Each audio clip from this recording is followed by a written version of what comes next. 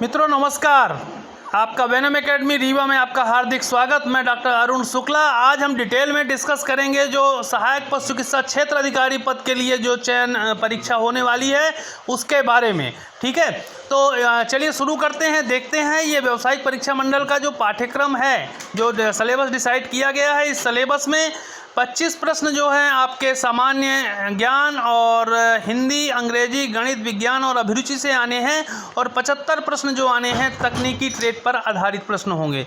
सबका सिलेबस अलग अलग है, स्टाफ नर्स का अलग है, सहायक पशु चिकित्सा क्षेत्र अधिकारी का अलग है। तो चलिए डिटेल में आज हम डिस्कस करेंगे पाठ्यक्रम। जो अपने AVFOs हैं उनका जो पाठ्यक्रम है इस परीक्षा के लिए, पाठ्यक्रम सहायक पशु चिकित्सा क्षेत्र अधिकारी। ठीक, तो अभी हम शुरू करते हैं। जैसे नंबर 1 विषय जो टॉपिक दिया हुआ है उसमें ऑस्टियोलॉजी है, अस्थि विज्ञान है, संधि विज्ञान है। इसके बारे में देखेंगे कौन कौन से जॉइंट्स हैं, कहाँ पे किस जॉइंट्स पे कौन कौन सी चीज़ें हैं, किस जॉइंट्स को क्या बोलते हैं, इसमें से प्रश्न पूछे जाते हैं। ठीक है, इसके बाद दूसरे टॉपिक पे आता है स्प्लैंक्नोलॉजी। ठीक है, इंटरनल ऑर्गन्स का जो भी एनाटॉमी है उसके बारे में देखेंगे और एस्थियोलॉजी के बारे में जानकारी लेंगे। स्प्लैंक्नोलॉजी और एस्थियोलॉजी दोनों अलग अलग हैं।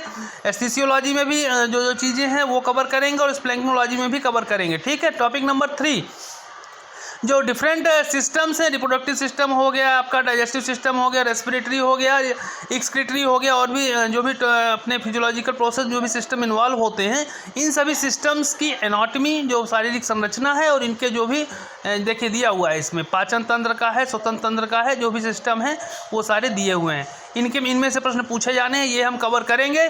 इसके बाद एंडोक्राइन ग्लैंड्स हैं, मिल्क में जो भी चीज़ें आती हैं, दूध विषयक संबंधी जो भी चीज़ें हैं, मेमरी ग्लैंड्स वगैरह हैं, इनके बारे में हम जानेंगे। ठीक है, इसके बाद आपका आएगा ये अंतःकरण की उपापचय, जो कौन कौन से एंजाइम हैं, कार्बोहाइड्रेट, प्रोटीन और फैट का डाइजेशन कैसे होता है, न्यूक्लिक एसिड का डाइजेशन कैसे होता है, इनकी जो बायोकेमिकल स्ट्रक्चर है उसके बारे में भी इसमें देखेंगे। इसके बाद पैरासिटोलॉजी है। पैरासिटोलॉजी में भी जो भी अपने सिस्टोड, ट्रिमोटोड और निमेटोड्स हैं उनमें कौन कौन सी बीमारी होती है, कौन सी बीमारी किससे होती है, क्या विशेषता है इनकी, इसके बारे में बात की जाएगी। इसके बाद जो इसमें सब्जेक्ट कवर होना है इंसेक्टोलॉजी है, रेकोलॉजी और प्रोटोजोलॉजी है। इसमें से जो चीज़ें कवर होंगी उनमें ये देख लीजिए कि बैक्टीरियोलॉजी और फंगल का भी इसमें बहुत इंपॉर्टेंट रोल है, तो उसमें भी देखेंगे कौन क्या स्ट्रक्चर होता है बैक्टीरिया का, फंगल का। ठीक है, उनमें से कौन कौन सी बीमारियां होती हैं, वायरस से कौन कौन सी बीमारियां होती हैं, ये जानकारी होगी। विषाणु जनित रोगों को जांचने के लिए लैब में कौन कौन सी टेस्ट हैं, कौन कौन सी विधियां हैं, इनके बारे में देखेंगे। फिर जनरल पशु रोग विज्ञान आता है। इसके बाद पैथोलॉजी में क्लिनिकल पैथोलॉजी, कभी जब भी हम पैथोलॉजी करते हैं तो कौन कौन सी क्लिनिकल सिम्टम के आधार पे कौन कौन सी चीज़ें दिखाई देती हैं, उस पर हम बात करेंगे। एनिमल न्यूट्रिशन पे बहुत सारे जो पोटेंशिएशन होता है फॉडर का, चारे का, दाने का, इसमें गुणवत्ता कैसे बढ़ा सकते हैं पोषक तत्वों की, वो भी हम इसमें देखेंगे। इसके बाद टेक्नोलॉजी है कि उसमें जो खाद्य पदार्थों का संरक्षण कैसे करना है, इनको दाने और चारे में पाए जाने वाले जो हानिकारक तत्व हैं उनको नलीफाई कैसे करना है, फीडेटिव क्या होता है। ठीक है, फिर रूमिनेंट्स में जो डाइजेशन होता है उसके बारे में पूरी जानकारी इसमें कि जो काऊ है, बफेलो है, सीप एंड गोट में, और एनपीएन नॉन प्रोटीजिनस नाइट्रोजन होता है, जैसे यूरिया वगैरह है, इसको कितने मात्रा में कहाँ पे रूमिनेंट्स को खिलाना है और क्या किया जा सकता है। ठीक है, इसके बाद जो अपना जो नॉन रूमिनेंट्स हैं, नॉन रूमिनेंट्स में आपका देखिए मुर्गियां हैं, घोड़े हैं, सुअर हैं, इनके बारे में इनका पूरा सिस्टम जो है आहार क्या क्या देना चाहिए, न्यूट्रिशन के बारे में जानकारी लेंगे। एनिमल रिप्रोडक्शन है, इसमें एनिमल जेनेटिक्स से लेकर के और कौन चयन में क्या क्या पशु चुनाव कैसे करना चाहिए, क्या क्या चीज़ें इसमें ध्यान रखना चाहिए, कृत्रिम गर्भाधान से संबंधित बातें हैं वो इसमें आएंगी। रिप्रोडक्टिव ऑर्गन से जो प्रश्न पूछे जाते हैं वो सारे कुछ इसमें कवर किए जाएंगे। ठीक है, इसके बाद हम आते हैं, आप देख लीजिए इसमें दिया हुआ है ब्रीडिंग सिस्टम है, जो अपना ये आर्टिफिशियल इंसेमिनेशन जो चल रहा है, क्रॉस ब्रीडिंग चल रही है, हेट्रोसिस क्या होता है, हाइब्रिड विगर क्या होता है, इसके बारे में हम जानकारी लेंगे। ठीक है, इसके बाद जो पशु प्रजनन से जो प्रोग्राम चल रहे हैं पशुओं मुर्गियों में चल रहे हैं, इसको हम आगे ध्यान देंगे कि कौन कौन सी योजनाएं राज्य में चल रही हैं, इसकी जानकारी दी जाएगी। रख रखाव सामान्य अध्ययन हो गया, भारतवर्ष में पशुधन का महत्व, अभी जो सेंसस हुई है 19वीं, उसमें क्या स्थिति रही 2019 में, 20वीं पशुगणना में मध्य प्रदेश की क्या स्थिति है। डोमेस्टिक एनिमल्स का क्लासिफिकेशन है, ये भी इसमें कवर होगा। मानचित्र पे हम देखेंगे कौन कौन सी भेड़ बकरी की प्रजातियाँ कहाँ कहाँ पे पाई जाती हैं। ठीक है, इसके बाद एनिमल की एज और डेंटल जो उसका विन्यास होता है, दांत देख करके कैसे उम्र पता करना है, क्या पहचान होती है, ये बातें इससे प्रश्न आते हैं। एनिमल सेट्स है, ठीक है, एनिमल सेट्स हैं, उनका निर्माण और स्थल चयन में क्या मापदंड है। इसके बाद आता है मादा नर का चयन पशु प्रजनन हेतु। फिर इसके बाद अच्छा दूध अच्छा मांस के लिए कौन कौन सी प्रजनन विधियां हैं, इसके बारे में हम जानेंगे। मिल्किंग दूध दूहने की कौन कौन सी विधियां होती हैं, इसके बारे में जानेंगे। पशु दूध उत्पादन की विधियां हैं, उनके बारे में जानेंगे। स्वच्छ दूध क्लीन मिल्क कैसे प्रोडक्ट करना है, क्या क्या चीज़ें उसमें ध्यान रखनी, ये भी हम जानेंगे। भेड़ से ऊन कैसे प्राप्त किया जाता है, उसकी कौन कौन सी विधियाँ हैं। पशु मेला गौशाला के बारे में। फिर सुअर और हॉर्स और खरगोश का जो मैनेजमेंट है उसके बारे में हम जानेंगे। इसके बाद फार्मेकोलॉजी है, कौन कौन सी दवाएं हैं, कीमोथेरेपी क्या होता है, टॉक्सिकोलॉजी क्या है। इसके में जो प्रश्न महत्वपूर्ण प्रश्न है, महत्वपूर्ण जो सब्जेक्ट के टॉपिक्स हैं वो कवर होंगे। इसके बाद जो एंटीबायोटिक रेजिस्टेंस ड्रग्स हैं उनके बारे में बात करेंगे, सल्फा ड्रग्स के बारे में बात करेंगे, जो भी बाकी ग्रुप्स हैं उनके ड्रग्स के उनके बारे में भी बात करेंगे, ठीक है। इसके बाद आता है आपका कि फंगीसाइड्स कौन कौन से हैं, प्रोटोजोल डिजीज़ के अगेंस्ट कौन कौन सी यूज़ होती हैं दवाएं, एंटीसेप्टिक क्या होता है, ठीक है, सैनिटाइजर क्या होता है, क्या डिफरेंस है, इन सब चीज़ों के बारे में बात करेंगे। टॉक्सिकोलॉजी जो एक सब्जेक्ट है इसमें भी क्या क्या इंपॉर्टेंस है, इसका हिस्ट्री क्या रहा, ये हम देखेंगे। इसके बाद ग्रामीण विकास के लिए जो विस्तार शिक्षा है, ठीक है ना, एक्सटेंशन एजुकेशन है, उसकी बात करेंगे। एनडीडीबी और श्वेत क्रांति में क्या योगदान रहा एनडीडीबी का, वो हम देखेंगे। डेयरी विकास प्लस प्रजनन और नस्ल सुधार की जो योजनाएं चल रही हैं, सरकारी संगठन कौन कौन से काम कर रहे हैं इसमें, इसके बारे में जानकारी होगी। इसके बाद फाइनेंस कहाँ से आ रहा है अपने एग्रीकल्चर और पशुपालन में, उसकी बात करेंगे। बीमा की क्या व्यवस्था है, इसकी बारे में बात करेंगे।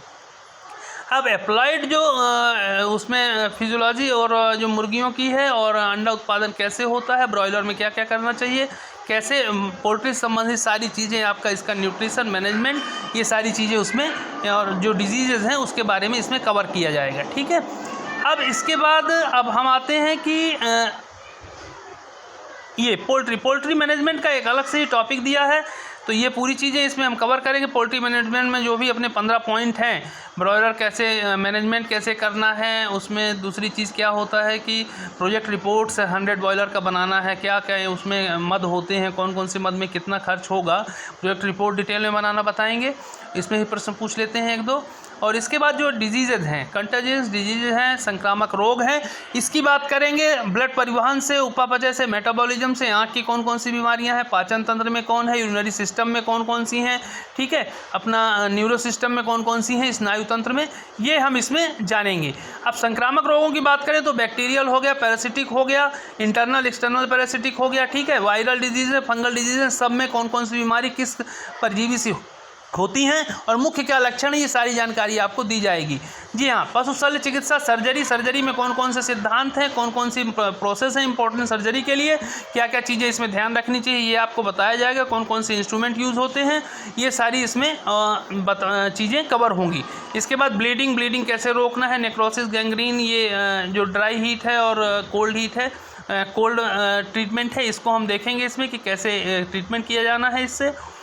इसके बाद पशु शल्य चिकित्सा एवं शल्य क्रिया है ना, कौन कौन सी क्रियाएं होती हैं, एनेस्थीसिया कैसे दिया जाता है, एक्सरे के बारे में हम इसमें जानेंगे। रेडियोलॉजी का इंपॉर्टेंट इसमें रोल है, तो एक्सरे और उसमें कौन कौन सी चीज़ें हैं, एक्सरे कैसे देखना है, प्लास्टर में क्या क्या चीज़ें सावधानी रखनी चाहिए, माइनर सर्जरीज के बारे में हम इसमें देखेंगे।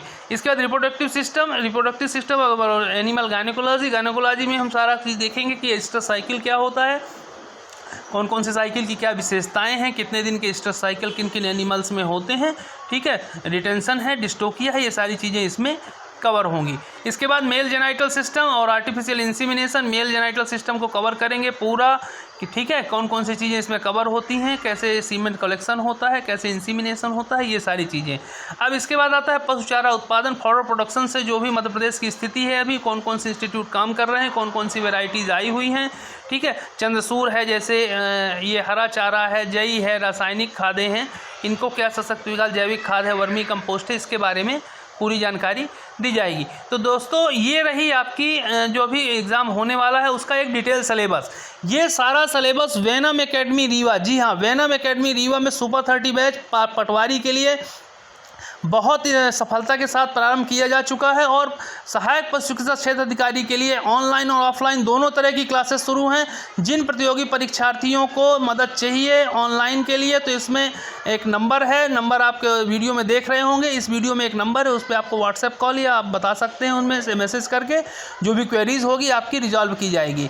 उद्देश्य ये है कि इस संस्थान में इस विषय को लेकर के विषय जो विशेषज्ञ हैं उनकी एक टीम काम कर रही है। आपको प्रॉपर नोट्स दिए जाएंगे, डे वाइज टेस्ट शेड्यूल होगा, पर डे का टेस्ट शेड्यूल होगा, वीकली टेस्ट होगा और 1 से 40 दिनों में करीब हम आपको इस तरह से तैयार कर देंगे कि आप ये मान के चलिए, यकीनन अगर आप ईमानदारी के साथ मेहनत करते हैं तो इससे बाहर कोई प्रश्न जाने की उम्मीद नहीं है और आप निश्चित रूप से आप सफलता की ओर आगे बढ़ रहे होंगे। ये हमारा प्रयास है। तो अपने भविष्य को संवारने के लिए आपके पास सिर्फ 1 महीने है। रजिस्ट्रेशन शुरू हो चुके हैं। 15 तारीख से 15 अक्टूबर से क्लासेस ऑनलाइन शुरू हैं, ऑफलाइन भी शुरू हैं। जिसको इनरोलमेंट कराना हो आप करा सकते हैं और इस जो प्रक्रिया है इसमें भाग लेकर के अपने आप को सफलता के पथ पर अग्रसर करें, यही हमारा विश्वास है। और आपके लिए ये प्रेरणादायी अगर वीडियो आपको ठीक लगता है, आपके जीवन के लिए कुछ सार्थक कदम हो सकता है, तो इसको ज़रूर देखें, ज़रूर समझें और वेनम इंस्टीट्यूट से संपर्क करके अपने भविष्य को उज्जवल बनवाएं। Thank you.